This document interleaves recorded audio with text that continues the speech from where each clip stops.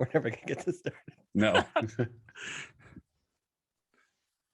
Welcome, campers, to another Campfire Gaming Podcast Book Club episode. In today's episode, we'll be talking about Ion Fury. Sit back, grab a cup of tea, and join us as we take you through the violent adventure that is Ion Fury. Gentle Feathers, welcome to the podcast. How are we doing today on this Tuesday, the 30th? Doing pretty good, man. How you doing? Yeah. Alive, upbeat, smiling a little bit. I got my vitamin water with me, and just Sponsorship. If only. I'd love some free vitamin water. Yeah, sponsored by, or not really sponsored by Vitamin Water and Xbox Game Pass. We did it, guys. We made it. We've Someday. arrived. So today we're going to talk a little bit about our latest book club game, and that happens to be Ion Fury, developed by Void Point. It's on a lot of platforms. You play it on the Nintendo Switch, apparently. I did not know it was there, so that's cool. The PlayStation Surprise. 4, Windows, Xbox, all those places. So that's kind of neat. I thought Why it do was you guys leave Steam Linux only. out like that? Because Linux is dumb. You heard me, Chris, not on the podcast. Other Chris, Linux is dumb. Say, I don't care. No, guy I used to work with is super big into Linux. Got really mad that his work laptop couldn't be Linux, and then he made alterations he probably shouldn't have. But anyways, Mike just got Chris in trouble. nobody listens from that place.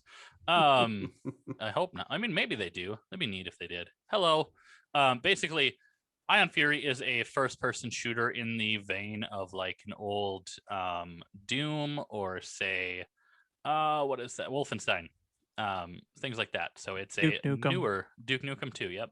It's a newer version of a game like that. So it's first-person shooter in kind of a retro style of graphics. Lots of blood, lots of killing. You guys want to get into it? Let's do it. Rich, this was your pick, so why don't you give us a brief overview of what the game was? Or Sure. is. It's still there. It's not gone. Right. Yeah. So, I mean, you kind of touched on it a little bit already, but this is one of those games that was has the same look and feel of a 90s retro shooter. The big reason for that is that they actually built it using the same engine that they used to build Duke Nukem. So this is using what's called the build engine, developed by Ken Silverman, ages and ages ago. I believe the engine since then has been open sourced. Although this is still published by 3D Realms, so that's the publisher, the original publisher, and I think developer of Duke Nukem back in the day. So I don't know. I mean, from the get-go, we can kind of cover the story of it. I mean, there really isn't much. I'll just say is that you play as Shelly Harrison with the nickname of Bombshell, Shelly Bombshell Harrison. She's like I said, the story That's a is good nickname for a Shelly. Bombshell. that is pretty cool. Yeah, so I mean, like I said, there isn't a whole lot of story going on here. It takes place in a distant kind of cyberpunky future, and there's Dr. Haskell, who is basically running a cult and basically convinces all of his cult followers to essentially kind of mutilate their bodies and become essentially cyborgs. Fuses them with different robotic parts and things like that. And so now you have to navigate through a bunch of chapters and levels like you would a proper retro 90s shooter. Big variety of weapons. Yeah, I mean, like I said, as far as story goes, I mean, it would be as much story as you would expect from kind of like a Duke Nukem or a Doom. There's not much to it, but that's not exactly where that's not exactly what the focus is of the game. Is not the really narrative. The point. Yeah, the narrative is not really the focus. I spent a little time trying to go find the narrative, and there's really not much out there other than what they give if you you. want, I was like, you can read the synopsis that they give in the menu, and that's about as much of a Yeah, that's about as much as you get out of it. just some made up, nonsense about what is it, the GDF? Is that what Shelley works for? Mm-hmm. You get to play as you play as Corporal Shelley with her trusty lover boy, the 18 round 6-shooter. Yeah. I So I actually guess really liked that gun. it is really good. Yeah, Like the I right did too. click on that Yeah. was The right click amazing. was Yeah. insane. Yeah. I used that gun my main gun throughout the whole game. I'm a little embarrassed to say I never figured out how this game doesn't hold your hand, which is fantastic, right? So you Like had a to figure 90s out, retro shooter. yeah, Yeah. you had to Mhm. figure out all the In stuff every yourself. way except trying to figure out where the hell to go. Right. I never figured I didn't know how to use the right click or the alternate fire for the lover boy, but it was still a great gun. I used it a lot. But it's so good. Such a good gun. So funny enough, like one of the things that I found out after we started playing this game is I didn't know that this was actually a prequel. Hmm? I don't know if you guys knew that. Like released as a prequel, not It is as a what? it is a prequel of 2016's Bombshell of appropriate named title. Does it follow Oh. Shelley? Bombshell? It does. Yeah. Yeah. So it takes place sometime in the future after Shelley apparently has her arm blown off at some point. She's got like a robotic arm. It's a action third person shooter. It's not really a third person shooter. It's more of like an action RPG. It's really weird. It got actually really crap reviews, which is probably why none of us have ever heard of it. But you can find it on Steam. This game has kind of a weird history, actually. It apparently, so Shelley started off as a character that was supposed to be originally in Duke Nukem Forever, like way back when Duke Nukem Forever was like first starting to be a thing, like the original, when before it entered development hell. So she was supposed to be kind of like a sidekick character, like all the way back then. And then through all the various iterations and things like that, she didn't actually end up making the cut on Duke Nukem Forever when that abomination did get released. And then they were going to apparently make a third Duke Nukem game through 3D Realms and Voidpoint. And then I don't know if there was like some legal issues or something like that kind of got in the way of that. So they actually had to scrap a lot of the Duke Nukem stuff out of the game. And then they basically just said, okay, well, we'll just cut Duke Nukem out of it and we'll just use Shelley. And she will be the main focus, the main character of this game series or this game.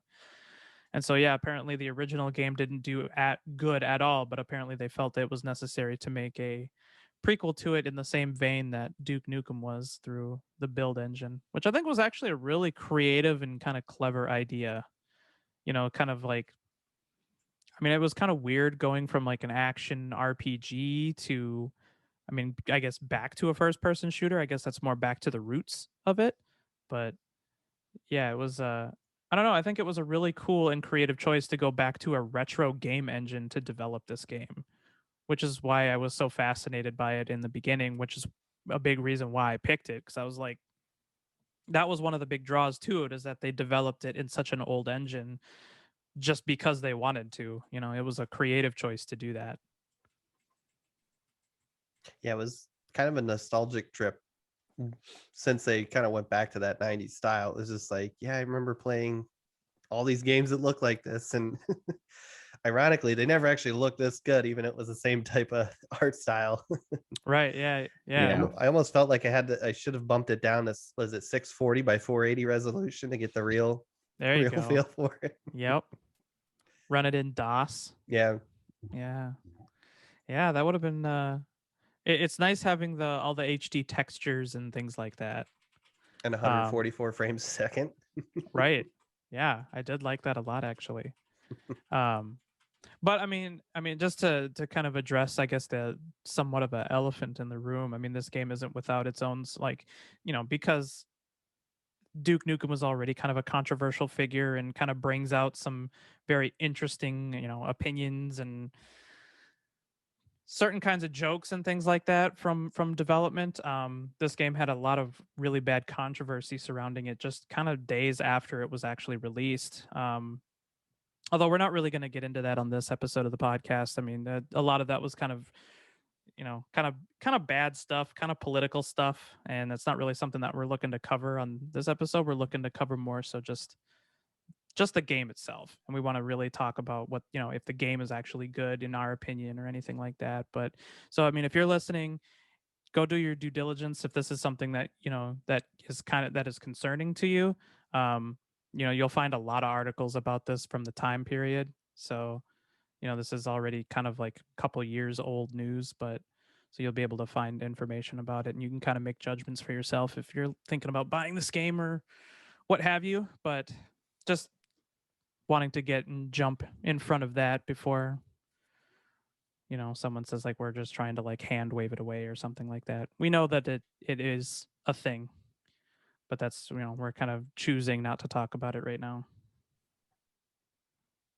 But besides that, I mean, beyond that, funny enough, there was also just more just nonsense that went with this game. Was like, I found out that the game actually, so yeah, this is what really confused me, is that when I originally was looking into this game, I remember it being called under a different title.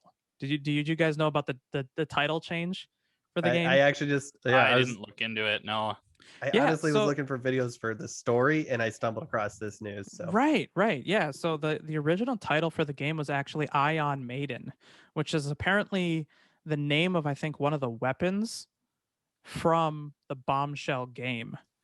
And so, I mean, if you think of like how closely of a name that resembles to another name, they were actually sued by Iron Maiden at one point to get the game to get the name of the game changed or something like that, or they wanted to get a whole bunch of money from them from a lawsuit, just for likeness. And I think one of like the skull icon on the actual bomb of the game is very resemblant, they said, of like something from an album cover or something like that. It's really weird, but yeah, I remember seeing it as Ion Maiden when I was first looking at this game on Steam.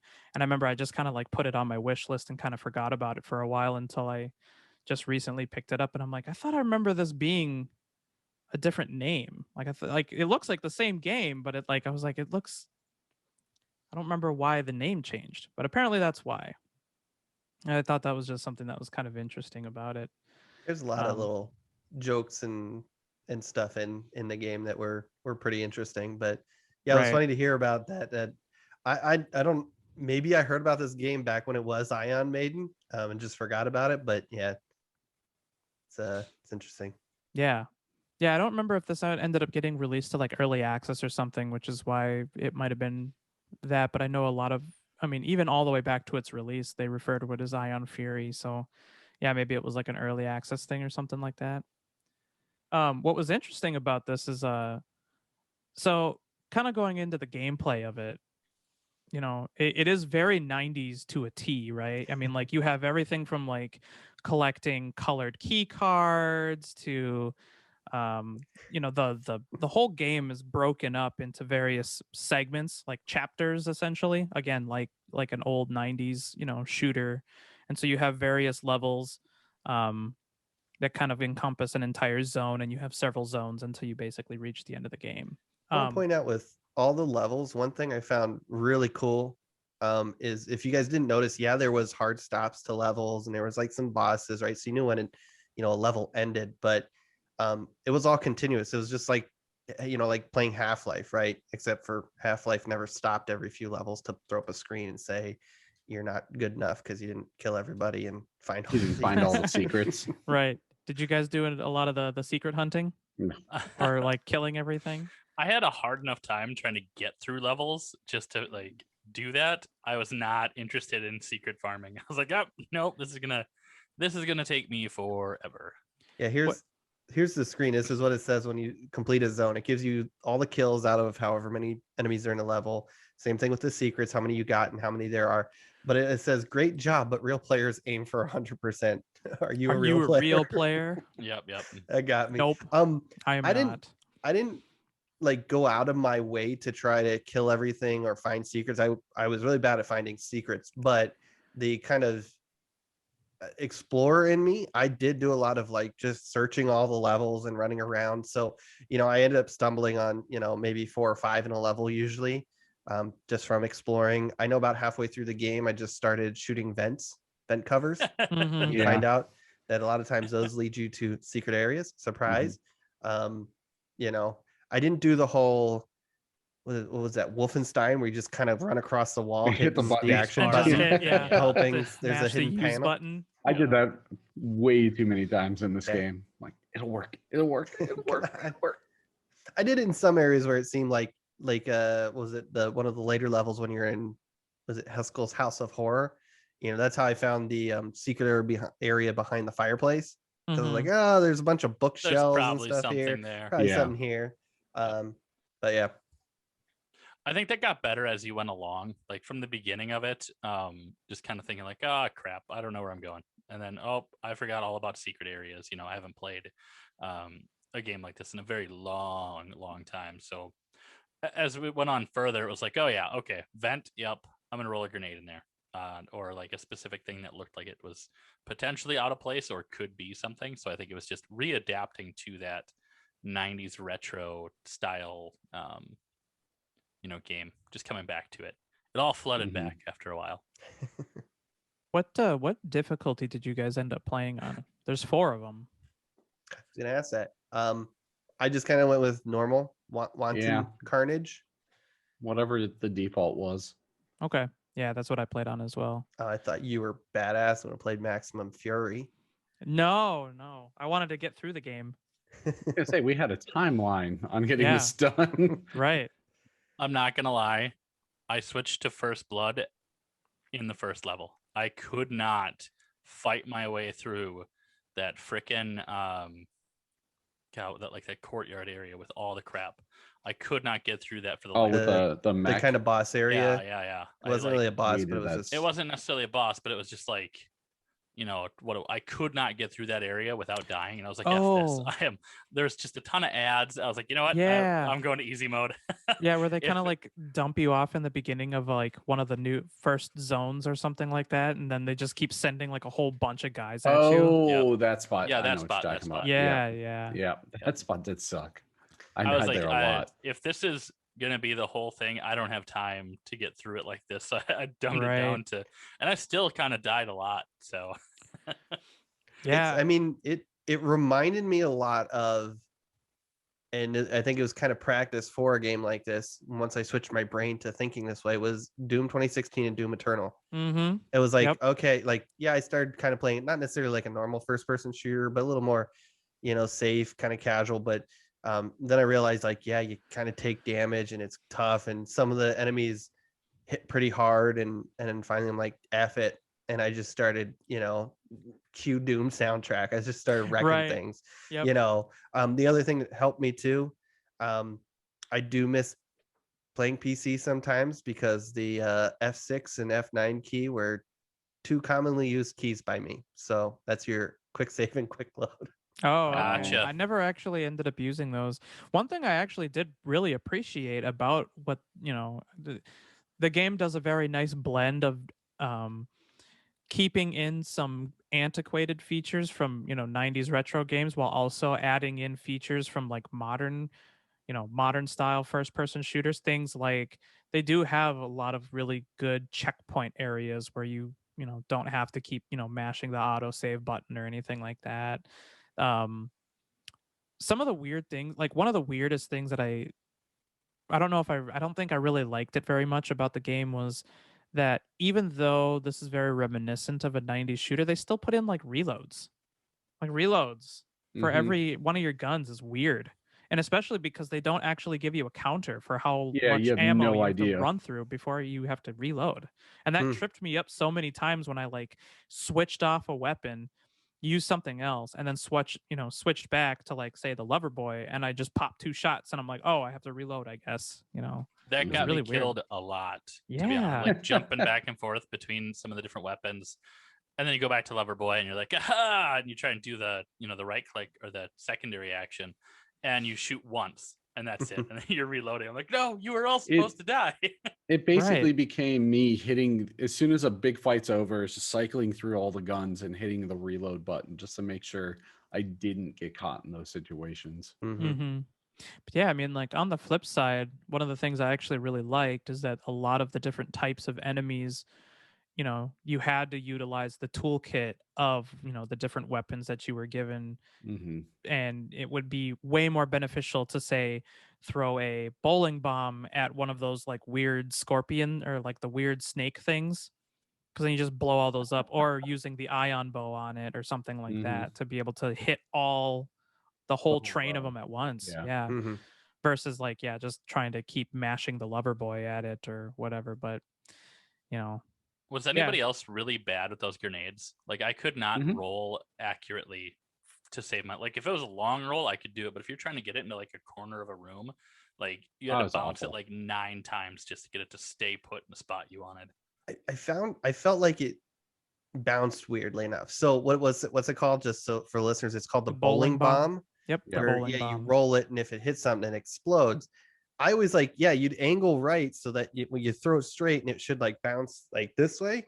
But there's times where it's like I roll it that way, but somehow like it defies physics and bounces like back the other way. The other problem I had was like sometimes I would throw it, and there'd be just that like one piece of something in the room, right, or like, you know, in the way, and I would always throw it at that, and then it would just come bouncing back at me or off to, you know, away from the enemy. So I'm not 100% sure if this is how it works, but I do think that with the bowling bombs, there is a little bit of magnetism towards an enemy. So that when you do throw it, if it gets close enough, it'll start rolling towards enemies and then explode. I think that's what it does, but I could be, you know, just, you know, maybe it just bounced off of something or something like that. Mine always bounced away from enemies, it seemed like. So See, I didn't really have that problem. I mean, yeah, like I was usually pretty on point with the bowling bombs. And I think that was probably, besides probably the shotgun and the lover boy, was probably the weapon that I used, one of the weapons that I used the most. I would say like the top 5, like maybe the top 3 being like maybe the shotgun, the ion bow, and I think the bowling bomb probably being like the most used that I took advantage of. Early on, I think I used a lot of the lover boy and shotgun, but as the enemies got a little bit more complicated, I saw myself using like the ion bow was really good for the flying things. And if those flying red things that shoot rockets at you, oh my god, those things were assholes, dude. They were asshole. Like I remember there was one instance where I was on the level with like all the sewers, like all the big water station that you were in. And I remember there was one where you have to hop into like a broken piece of wall, and he was literally like right around the corner, and I didn't see him, and I just walked right past him, and then all of a sudden I just took like a shit ton of damage because every single one of those rockets landed a hit on me, and I'm just like, oh, I guess I'm dead. Okay.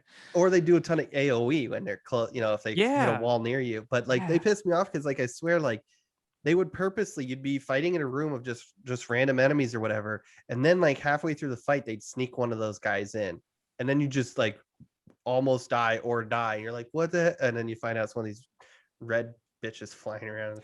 Son of a bitch. Yeah, those are the probably that and the little spider skull things. I don't know. Those were creepy cool. They just are annoying. Like they were cool, but they were just so annoying. And and they always threw a ton of them at you. My brain always said like switch to the shotgun for them for some reason, like you're shooting at the ground, scatter it. They jumped perfectly every single time I would go to shoot. I was like, you know when I'm going to hit this button, don't you? The alternate fire for Loverboy saved me with those guys because it would just lock onto them and pop them off. I switched to dual submachine guns for that, and it was just like, there you go. The dual submachine guns, that and the ion bow were the 2 things I used against those red flying things. Those seem to do pretty good. Yep. I do want to ask, because I didn't notice this till I was probably on level 5 or 6. There's only 7 levels or something like that. What do I have here? Yeah, it's 7 levels. There's an auto aim in the game. I didn't look in the control scheme. So I was about to put this as like a problem that I had with the game, that my aiming like sometimes just stopped working. It was so weird. And then I went to look in the controls and found out there's an auto aim. And the Yeah, you can auto turn it aim, I off. realized actually, like probably one of the reasons I hated those spiders is because once they got close to you, the auto aim had a lot of trouble. I think when they were like right on you, right? And there was also other times where like, you know, I'd aim at somebody and like automatic headshot, and I'm like, oh, yeah, I'm awesome, I'm really cool. And then other times like completely miss people. I'm like, what? But no, just for the sake of consistency, I did continue. I knew what was causing it when something goofy or weird happened, but I left it on again to just kind of consistent experience throughout the whole thing. But yeah, just point that out. There is an auto aim, which is helpful and also sucks at the same time. So it's kind Yeah, of a 50-50, but that's auto aim for you. Yeah, I didn't want to use it. I just turned it off right away. I would have turned it off if I'd been smart enough to go into the control section of the settings. So I felt so weird playing on a PC, like in every step of the way, that I didn't Felt know good, where to didn't go. it? Not is so this good thing? on It felt like good. like the like WASD thing was Mhm. killing my hand by the end of this. But I didn't know where the options were really. Like I knew escape got you to him, but I was like, I don't even need to adjust. I would have even thought to think of the auto aim as an aspect. So Yeah, that's one of those kind of newer features that a lot of retro shooters never really had. I think that's why, you know, I think most shooters don't really have auto aim in it on Not for PC. PC. Yeah. So I think that's why It I might never maybe thought like of a looking. little like maybe if you're playing like single player games, it might have a little bit of like bullet magnetism or something like Yeah. that to kind of like give a little bit of assistance to it. But yeah, but not an actual auto aim. But right. yeah, no, I was surprised it was on. And again, I was 80% of the way through the game, and I'm like, yeah, I'm not going to change it. We're already killing things, and I'm awesome at this game, so no reason to change. But yeah, those little spider dudes are stupid. Yeah. No, I just whipped out my stun baton and just meleeed them. It was like, come at me, bro. Just hit him with the little stun baton. Mm-hmm. You mentioned it. I did want to throw my 2 cents in here. That centipede thing, I thought was just like, what anybody that realizes that you can just throw a bowling bomb at them. Like once I figured that out, I was like, these are the stupidest things in the world.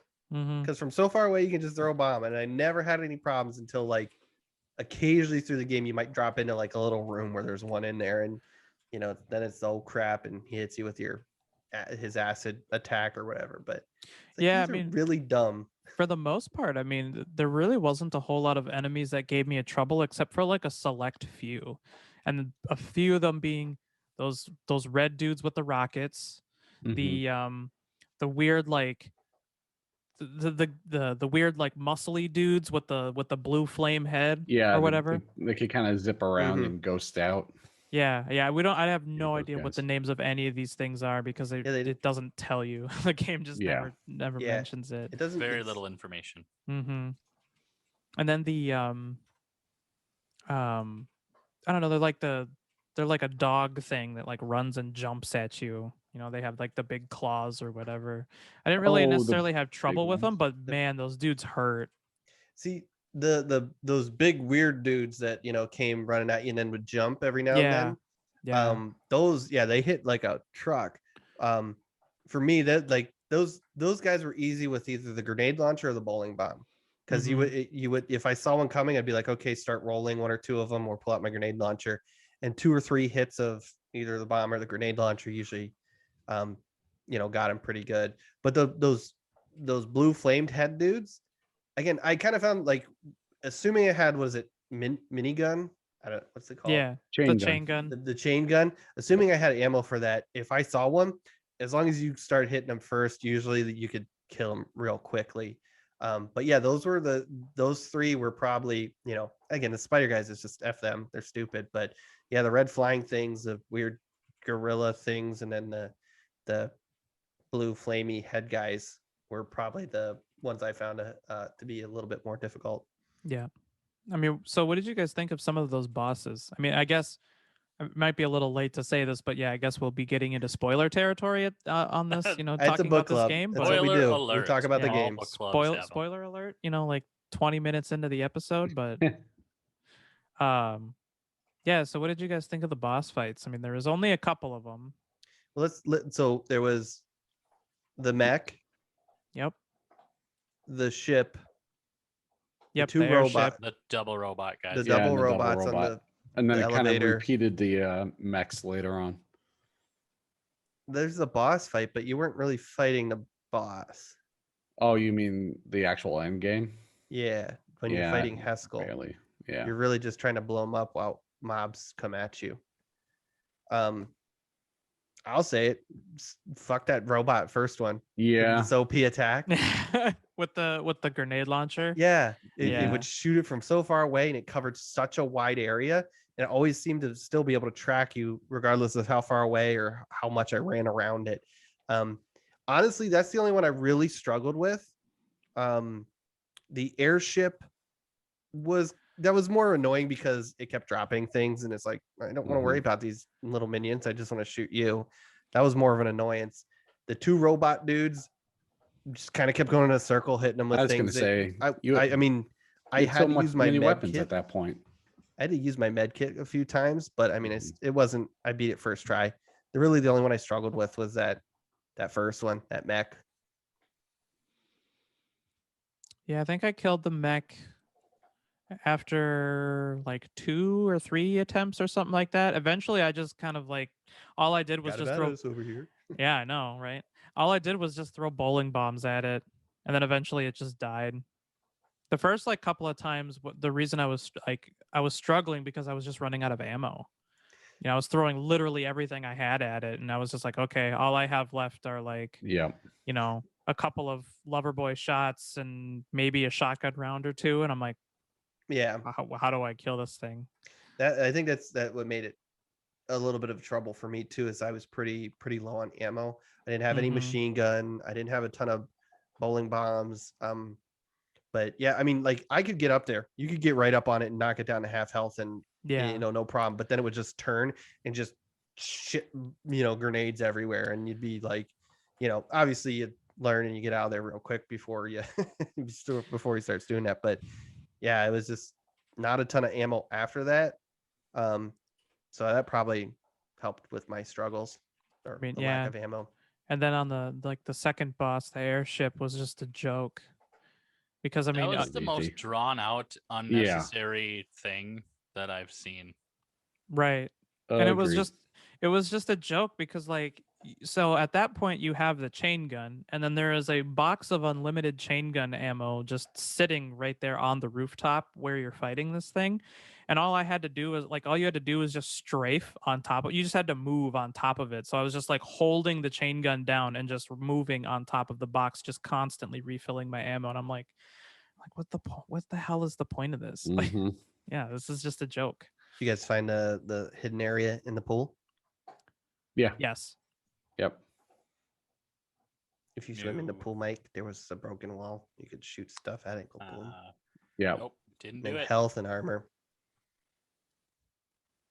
Yeah, no, that airship was just. I didn't do it quite like Took you. way too I long. more backed away and then would shoot the minions and then shoot the ship, and then if I ran out of ammo, I'd run up and grab some more. But yeah, it was. That was an extensive fight. Like even if you just hammered on it the whole time, you know, it was still long. Like the amount of hit points that thing had, or the amount of hits it could take, I just felt was obnoxious. So. Yep. Yeah, and as far as the like the 2 battle bots that you had to fight, I mean, I thought that one was also incredibly easy. Mm-hmm. You mean you could just run around the circle in a room? Yeah, You just ran around a circle in a room, and you just gave them ammo, or you just pumped ammo into them, and eventually they'd fall over, and they weren't really doing anything that would be threatening. If you think about it, the mech and the 2 little robot guys, yeah, they came up and they had to health bar like a boss, but those were just kind of crazy areas to introduce new enemies to you. You didn't see the mech a ton more. You saw them, I think, once or twice more in the later levels.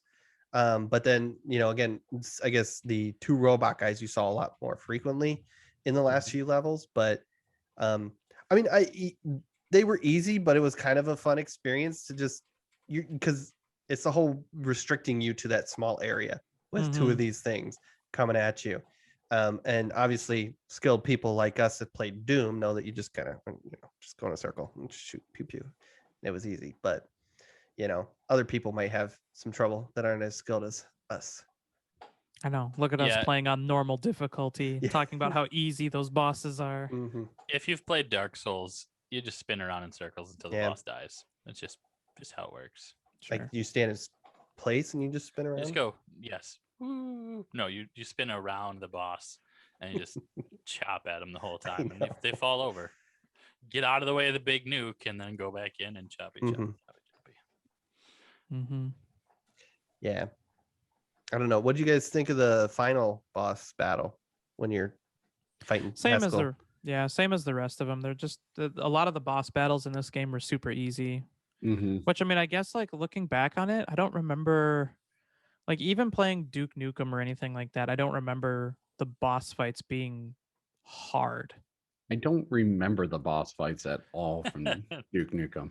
It was just like the alien in the middle of the football field, and all Yep. you did was just run around in a circle and shot Oh it. yeah.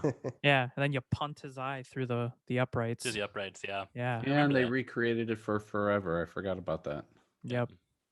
Yeah, the Haskell thing was just at the end. It was kind of annoying. Mm-hmm. It was funny. It kind of got. It was. I don't know if you guys noticed the stages of enemies, right? So, I mean, took me a second once I killed everybody in the first wave. Like, okay, what do I do? And then I realized, oh, there's like, stuff leading up to the hole, and okay, go drop a bomb in there. But, every wave after the first one kind of got easier, right? There weren't like the first wave. It was a bunch of dudes and a bunch of those red flying fuckers coming in. But after that, it was like they still would send a lot more dudes, but usually they were kind of the weaker ones. It wasn't until the last stage when they threw a bunch of those big like gorilla dudes at you, right, that it got tough again. But for the most part, it was just like kill a wave, go drop some bombs, kill a wave, go drop some bombs. The oh no, the acid or whatever came and covered the area. And it was like, what do I do? I was like, oh, there's a vent. Just go up the vent. So, and then they help you in the vent because there's a whole bunch of armor and stuff in there. But But there was I mean, it was laser. exciting. What about It the was laser? kind of cool. Like the thing I did like about that fight is that like they hooked you up with literally everything to Mhm. play with, and they gave you a whole bunch of dudes to kill. So it was just Mhm. like you'd run around, get a bunch of chain gun ammo, get the double damage or whatever the extra damage buff is, and you just hose them all down. Like Mhm. that was pretty fun. Like that was a good, enjoyable experience. And then there was just during that boss fight, I remember there just being one really big oh shit moment where like I don't know how many there were, but those like dog things that we were talking about Yeah. that leap at you, there was like 8 or 9 of them that are all just running at you. So it was kind of like That was that Oh, final see? stage where I said got real tough because it was like I tried that part like 2 times and I'm like, screw it. And if you timed it right, when you would drop a couple bombs in and Haskell's like, okay, I'm done with this. They do this like wave to push you away. I would line myself up so I could turn, 180 and jump and you could get on that top platform. Yeah. So I did it so whenever that happened, I could just run back into a vent and right back up and just drop some bombs and not even deal with those dog things. Cause I mean, yeah, they take a ton. And I was running around with the minigun just trying to clear them out and they just kind of swarm in on you. And since they hit like a truck, it was just like, yeah. yeah, you'll die really quick. Mm-hmm. I was able to stay on that outer ring and they never got up there. So I just kept dropping those little what were they, like mines or whatever. I Oh, just kept yeah. dropping them Those were on top cool. of them. Those were cool. Yeah. Yeah. I was like, oh, okay. This is kind of easy. Not really sure where my challenge is. But Right. I mean, to your point, Rich, I did like, that they just gave you everything so you could Right. use your whole Mhm. arsenal. I have this problem in games, especially when there's like these special weapons or heavy weapons that I hoard them. There's going to be a perfect time to got to save, rocket launchers for whatever moment, right? When I need them, and then you get through the level and it's like, use your rocket launcher. So I have whatever problem that's called in video games. So a lot of the game, like I would hold on to like the minigun ammo and the grenade launcher and not use them a lot.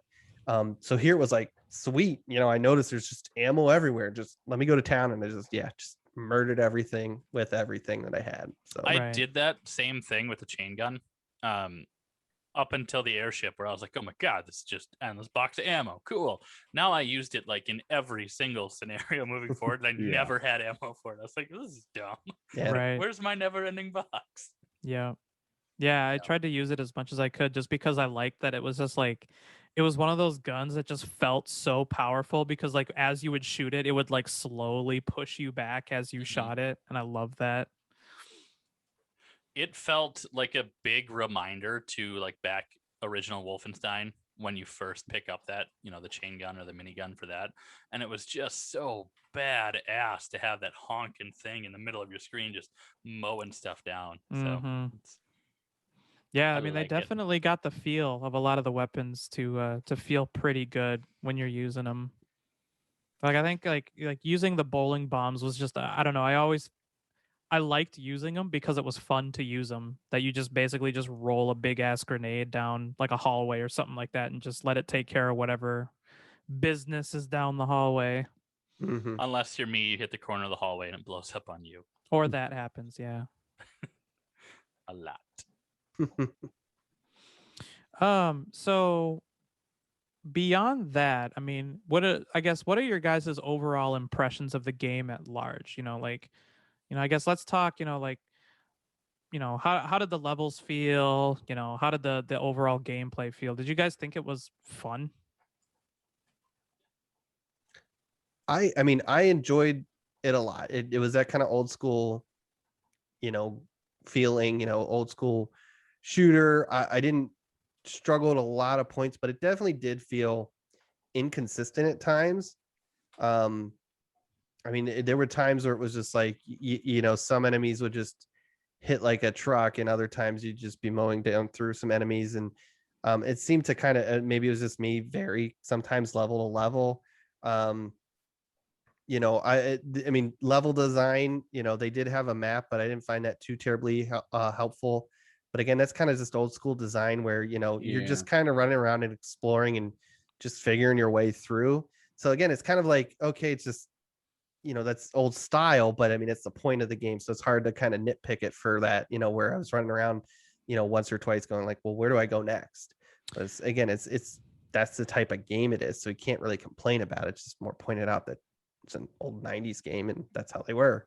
Right. But I mean, overall, I mean, I had a blast playing it, would have liked more story, right? Why am I Yeah. shooting these things? Why did I they don't- ruin my drink at the bar? I don't think a story was needed, really. No, I mean, it you're wasn't. just, you're an officer going to take some people to task, right? I Well- do wish, just based on some of your comments there, that they did a little more hand holding. Just because if you've never played one of these before, like if you're a younger gamer who's never been through a game like this, good luck. Like they don't even give you like an idea that you can roll a bomb into a wall and blow it up and go through it, right? And that's in some areas, that's how you proceed in the level. Like you can't get through what was it, the fan level? There's a spot where you have to blow up a wall to get through, otherwise you're just stuck in that room. And that's where I finally really learned you have to destroy terrain around you. I mean, I've done it in the past, but currently you had to destroy terrain around you to even get through the levels. So I wish there would have been something like an explosion that, opened up a pathway. That happened later on, if I recall correctly, but not, before that. You didn't see something get destroyed and that was your way through. So Honestly, what this game was missing for the whole, and they probably had this in the physical edition, right? Was the manual. The manual is always where you learned a lot of this stuff, right? That's you where could the read, story destroy was. walls with the bomb. That's where the story was, that Right. where they talked about the weapons. So you could buy, as part of their exclusive stuff, there was back when it launched, you could buy physical copies of it. I think it came with like a digital code anyways, but Mhm. again, if you're thinking back to that time in the 80s and 90s, a lot of that information was, you didn't have those like training levels or those hand holding. It was just, here's a manual and this is how this is the bowling ball and here, or bowling bomb, and this is how it works and stuff like that. So that's, but yeah, I mean, to your point, if there's people that have never played a game like that, yeah, they're gonna struggle with this. Oh yeah. Yeah, I always struggle with these kind of games. I mean, same thing with even the recent Doom games. Is it's not my mindset, I'm way more used to tactical shooters than I am run and gun, just run circles around the enemies and hope for the best. Like the amount of times the length of time it took me to kind of sit there and realize, right, I have to keep moving. If I'm just going to stand still every time I come around a corner, I'm going to keep dying. But that being said, it did bring me a lot of nostalgia from playing Duke Nukem 3D when I was a wee little Chris. But yeah, it was fun. Yeah. Yeah. So I'm kind of curious. I mean, we've talked a little bit about how this game is kind of a nice, they blend a few things from modern games and blend that with, retro 90s sort of features. I suppose, is there any features that you wish that they would have kept from the 90s, or vice versa? Do you wish that they would have added from, modern games and brought that into here? For example, like, personally, I wish that they wouldn't have added in reloading. I really hated that they added in the reloading, but at the same time, one of the features that I really, really appreciated was um, the way that you get the sense of level progression. What I mean by that is like when you grab a key card or you unlock a door, like a really special door or something like that, it'll actually start respawning enemies in rooms that you've previously traveled. And that's not something that you really got in 90s games where it was like you kind of mopped out the map and that was it. Those were the only enemies that you would ever really find on the map. So that was really nice where I felt like it made me feel like I was definitely going the right direction when, I was going, backtracking through another area and then there would be guys where I had already killed guys in. So I was like, oh, okay, yeah, this is definitely the way that I'm supposed to go. That was one of the things that I really appreciated about It helped guide some you of the back design. to wherever you were supposed to go next. Yeah. Right. Right. I think the thing that was missing for me was the chainsaw. Where was the chainsaw? I just wanted to just get up to that. I think that was in most of those older. Stun baton. Yeah, great, cool. You have a stick. Not nearly In as Duke cool as a Nukem, it was a chainsaw. boot. Yeah, in That's Duke true. Nukem, you had the boot. Mhm. You just kicked it in the face. Yeah, I suppose maybe I'm thinking a lot more of the lines of like Doom. Mhm. So The old I don't know. Doom guy. I wish they would have had a little more of a cool melee presence than like the beat stick. Like I tried it a few The times. electrifier. Yeah, and the only times that I ever used it is when I ran out of ammo and like hit the scroll wheel and was like, oh crap, that's the next one up. Oh, it just, I wish they'd have had a better melee weapon. So, the chainsaw for me. I did like, and maybe this is me not remembering the old games, but I did like the idea that you could actually aim to corners and things like that. It wasn't just you're pointing the screen towards something and shooting, and it hits whatever's closest. I think that's how, if I remember correctly, like Wolfenstein went way back in the day. I don't remember having as much control in the aiming department, so You didn't. I enjoyed that. I think that was the technology of the time, having a ball in the mouse instead of a laser. Mhm. Oh, that would have sucked. It's been years. Dad didn't buy you a new one, so there's Right. like dust and stuff and Yeah. little wheels in Oh, there God. for tracking. Right. And I hear the collector's edition actually provides you a dusty ball mouse that you have to like take it apart and clean the shit out Oh of my it. God, I hated those so much. yeah. So you've twice mentioned, Rich, Jake, about the having to reload your weapons. I'm Mhm. not sure where you get them because I found out afterwards, after beating the game, there are cheats in the game. Oh, And really? and there is a Which no is- clip. Just like old school. Yeah. Yeah. I mean, I didn't know that or even use No. any, but But I mean, to your point, I could see, a lot of those games didn't have clips. You just shot and Whatever ammo you had is what you had. And Yeah. It didn't have two separate trackers for each gun, one for your clip, one for the total ammo. though Yeah. when you say no clip, do you mean like no clipping, like all the other games of that era? I thought no 'Cause clip I'll- I was think there was he no means no magazine.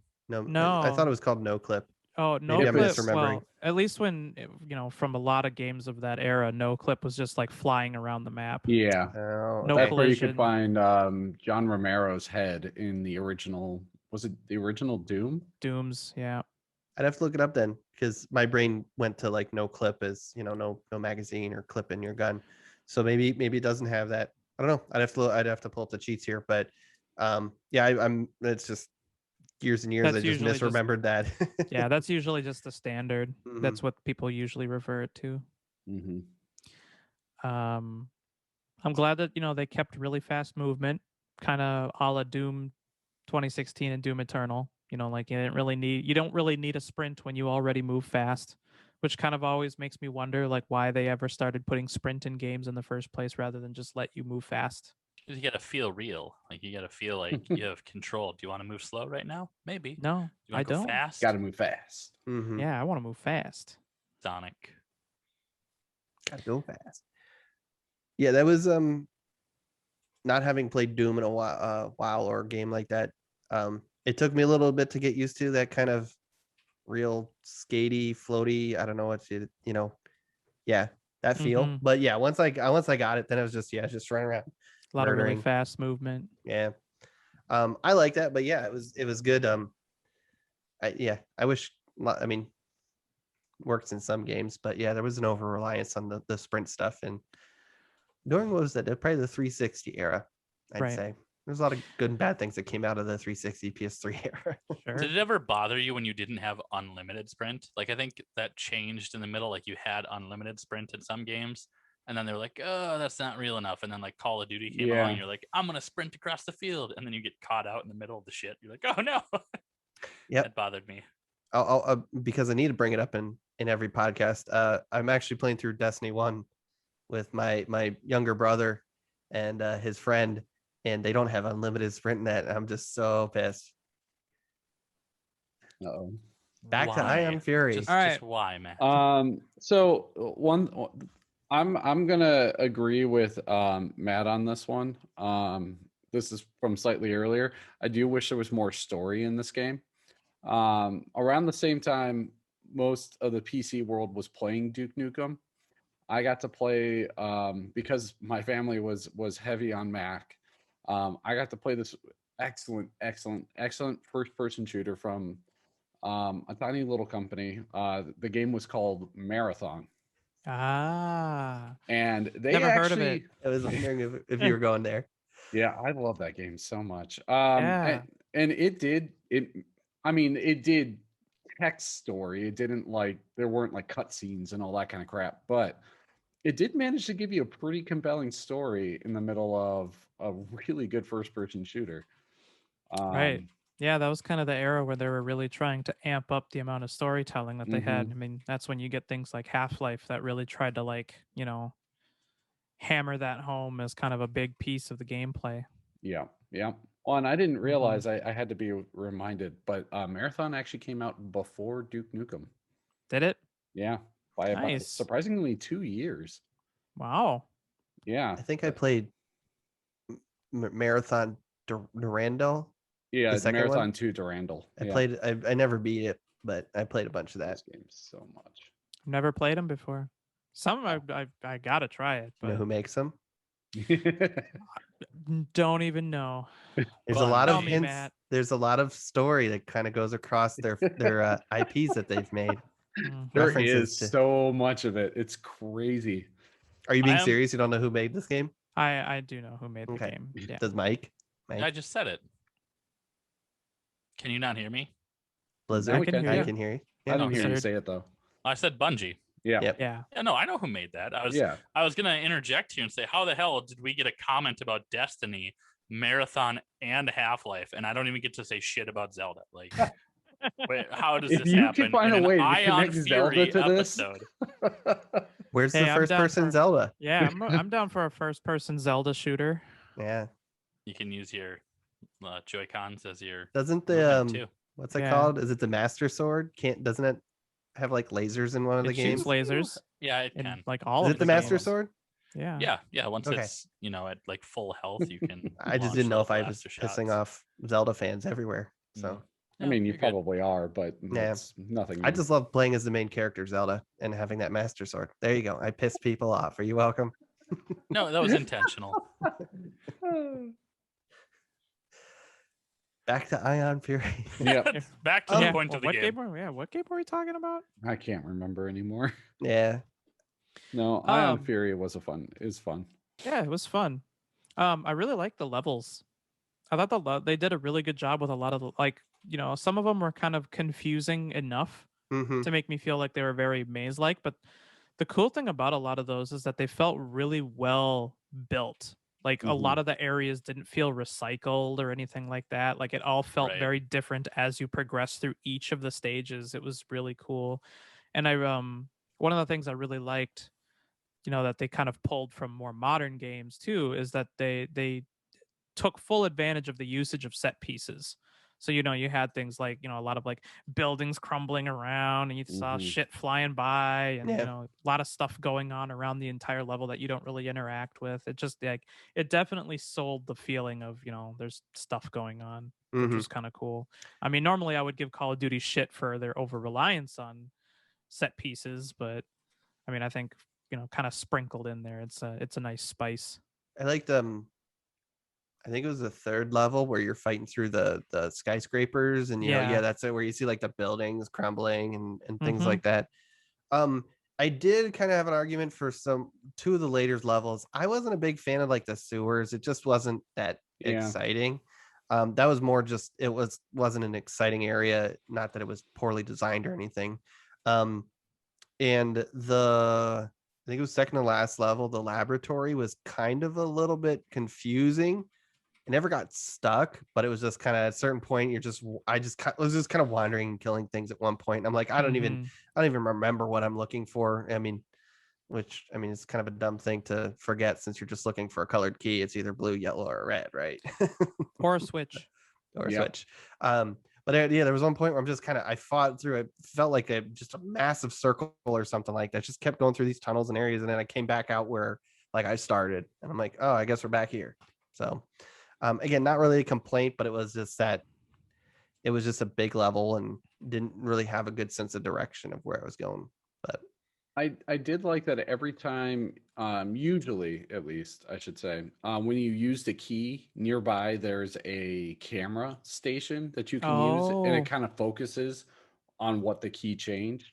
So you can yeah. try to see if it jogs your memory to go find it mhm. instead of having, since you don't have waypoints or anything like that that we're used to looking for, it still tried to help you out a little bit.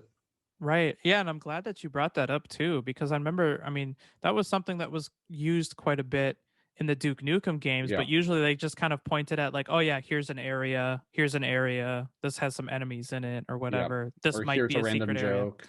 Yeah, right. This one actually like they actually put a game usage for those cameras and basically Mhm. kind of showing you, oh, there's where the door might be, or there's a path that you will probably want to go down. That it Yeah. was like a hint, so to speak, if you were using the cameras, and that was a really really good use for them too. Like it was both nostalgic and useful, so I Yeah. thought that was cool. Mhm. For me on the level design, like, and I think part of it was kind of that floating aspect with how you moved. It's the bane of my existence in all first-person shooters. Is jumping mechanics. Mm, I could not, for the life of me, get through some of those levels in one go, just because one, I couldn't feel the landings. Right, Yeah. like you would jump onto something, and it didn't feel like you landed on the next platform because you're like it just wasn't there. And then jumping onto the next one and the next one, I had to redo it several times. One, because I suck at jumping mechanics in an FPS. Two, I couldn't feel it. So I really wish that they would have done a little more with maybe gravity or something like that with your movements. I was thinking about that as you're talking. It's like, yeah, the jumping mechanic was definitely an area janky, where they didn't change Yeah. anything, because there was a right? couple times where even just in some areas where you're trying to you maybe have to jump on one thing to jump to another to just get like some ammo or health pack or something. What was it? There was one level where it's just like, I just want to jump on this ledge, but I jump on it and I'd slide off. Yeah. Or like you don't want to over jump something, so you stop pressing forward, but then you just drop like straight down. Yeah. And it was just, again, that was kind of more that was the jump of the time, in the 90s. So you Yeah. can't really complain, but it was just It's like, more well, of a maybe hop. maybe that's a area they could have touched up a little bit. I'll retro that into my areas that I wish they would have taken from a new Yeah. game. Is add some gravity to the jumping mechanics so you can feel Mhm. yourself. Yeah. Even a sound effect, right? Like just so you touched it. That would have been good. Yeah, I distinctly remember after blowing up the airship, having to bounce on the little planters outside the building to get in, and just assuming like this is going to take me like 7 times. I'm going to make sure I save right here. I'm going to keep falling down, and I actually don't think I did on that one. I played it safe enough, but I thought that was a glitch where the doors weren't opening, and I'm like, where yeah, do I go? yeah, it And took then I me ran out, and then I forever to realized figure it out. then I realized the windows were blown up and open. I was like, oh, there's the planters, but yeah. See, and I saw a switch, so I started shooting at it. Like, oh, all right, I'll shoot the switch. It'll open the door. This is perfect. This is really Well, cool. And I'm like, oh no, that doesn't do it. If you walk up to the doors where you kind of came out to that Yep. patio ledge area or whatever rooftop, you hear the doors open, but the big metal shutter that blocks you out is still down. But yeah. I did want to kind of follow up on your point with the art and like the set pieces. I think that's something that definitely, being made now what benefited the game because not having to worry about how many kilobytes the game was and all these weird restrictions, as weird as it sounds too, with the engine they used in kind of an updated engine of the times. Like there was a lot of detail. There was a lot of like detail put into the sets. It was visually, really cool. Like I remember going into one of the levels and you're kind of in a command station and there's just like TVs and stuff everywhere. And I was like, this is kind of just a cool little setting. But yeah, the amount of detail they were able to cram into that, those spaces really, really helped. Yeah, and I mean, what the game itself is, they cram that into like 30 meg. It's not very big, but yeah. I'm that's looking what at the it. size of the game. The minimum the required space for your hard drive is 100 megabytes. Sorry. To say those are two different things. Yeah, they are two different things. I know computers. I did laugh. You guys probably saw a bunch of these going through, like the jokes throughout the level. Not necessarily, or like the Easter eggs, the different things like that. Like when I got into uh, Haskell's House of Horrors, that one got me pretty good. I mean, a lot of the levels have some names that are like little callbacks to different things, but Sure. I liked when you go to Haskell's house and it was just called Haskell's House of Horror because I'm just like, that's totally a reference to Hugo's House of Horrors. If you remember that text-based adventure game, where you're kind of figuring out how to get through the house and save, what was their name? Penelope, I think was your girlfriend or something. But yeah, no, like little things like that. I mean, there's even more modern references where they Did anybody else catch that? Catch what? That Hugo's House of Horror, the reference? I had no idea. I didn't catch that either. Yeah, did you guys ever play Hugo's House of Horror? No, I was wondering Nope. if you were like an outlier, like like it Oh. totally was a callback to this thing, and everyone else is like, "What the hell are you talking?" Yeah, are you sure? Yeah. But I mean, we'll look it up. We'll share it. Maybe I'll even find some pictures of it and throw it on the Instagram. But no, I just felt like everywhere there was like just little details here and there of just some goofy, funny things that they hid in there or some references. Obviously things she said. What got me was when you're in the train level, there was a poster on the wall that was it's the from the movie The Room. It was I did not hit her, I did not type thing, and it was for Mark's relationship counseling service.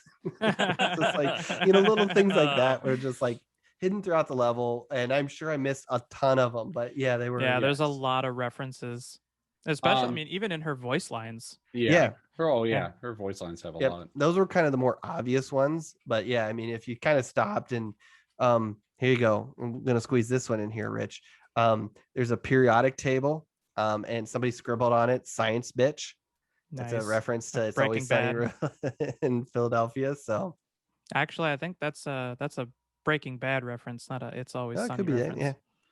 Well, That's you've what never seen It's Always Sunny, so Maybe saying. Sunny took it from. I know Could the be both. meme. It could be both. That's Jesse. Jesse goes, "Science, bitch." There you go. That's kind of his thing. Okay, it's probably that one, but it made me think of this the it's Always Sunny episode. So Yeah, all references originate from It's Always Sunny in Philadelphia. They do. Yeah, everybody should reference that. A nice little Easter egg they put in there that I caught on Haskell's House of Horrors. They had a tomb for Kay Katarn. Nice. Yeah, which that's sad, but also cool. I mean, I didn't notice that, but I like that. I didn't see that one. Yeah, because around the same time Duke Nukem, all these other games are coming out. We had our Dark Forces. Forces. I just played that not too long ago either. Such a good game. It is a damn good game. And of course, thanks to Disney, none of it matters anymore. Yet. Yeah, that's true. He could always come back, and Dark Troopers did come back. That's true. Recycle the stuff at some point, right? Yeah, but they kind of ditch some of the characters sometimes. I don't know. Yeah, I did like a bunch of those. Bringing back the Dark Troopers is kind of a good sign of hope. That's true. It is. Would you say? But it's New Hope. It is a New Hope. Excellent. I like it. God. But yeah, the game is chock full of 90s and movie quotes and song lyrics and it's just there was a lot of pop culture reference in this game. That clearly like a 90s love letter. I can't wait to introduce you guys to Hugo's House of Horror. Is that your next pick? Will that be your next pick? All right, guys, I need you to all go find an adventure game from 1990. Does that happen to be on Game Pass, Matt? No, but there are multiple websites out there that catalog old DOS games you can play right in your browser. So I love it. I was actually playing. Is this something we could do? Is this like a stream night thing? We could. I mean, we'd all have to stream it individually. They didn't have co-op in Hugo's. Oh boy, does that look dated? Yeah, you looked it up. It is not a pretty looking game. That's not even as good as if you ever played the original Friday the 13th on Nintendo, that looked better than this. Oh, that was man. It's good. I'd be down. I love playing retro games. And I mean, like I said, this was kind of a big reason why I decided to pick this, because this definitely I love going back and playing old games. I mean, my wife and I have just been kind of going through a lot of our old CD cases, and I found that I still have a copy of the original Sim City. And so I decided to, grab a DOS box and go through and play that. And that was just a grand old time. It was horrible, but it was still fun in its own way. Like SimCity 2000? No, before that, Sim City. Not that was 2000. On CD? It was on probably a floppy disk at the time. I would imagine that'd be floppy. Did you have the little red book? No, I just have a disc. It came from a collector's edition at some point of a bunch of different sim games. So it had Sim City, Sim Tower, Sim Zoo, Sim Streets of Sim City, a bunch of sim games that probably a lot of people have never heard of. Did you plague your town with natural disasters once you built it? No, but I did get a tornado. Nice. I believe, I think this might be a little bit before my time, but the original SimCity, and I think a lot of games at the time would ship with code books. It was their was it DRM at the time, right? You didn't have a lot of it, but so if you didn't have this code book to look at the different shapes and then go put in whatever password was next to it in the book, you couldn't start up the game. I'm sure there was easy ways to hack around it, but when you're 8 and you're over at your friend's house and you can't find the red book to play SimCity, it was annoying. Never had that problem with my Nintendo or my Sega. You just put it in. You just grab a cartridge or those little big zip up baggies that you put 60 cartridges in, and then you just haul it over to your friend's house and sleep overtime. We all know why Mike didn't have a PC. They're just a fact. So that's why he was. That's the Nintendo. best thing that I've ever heard.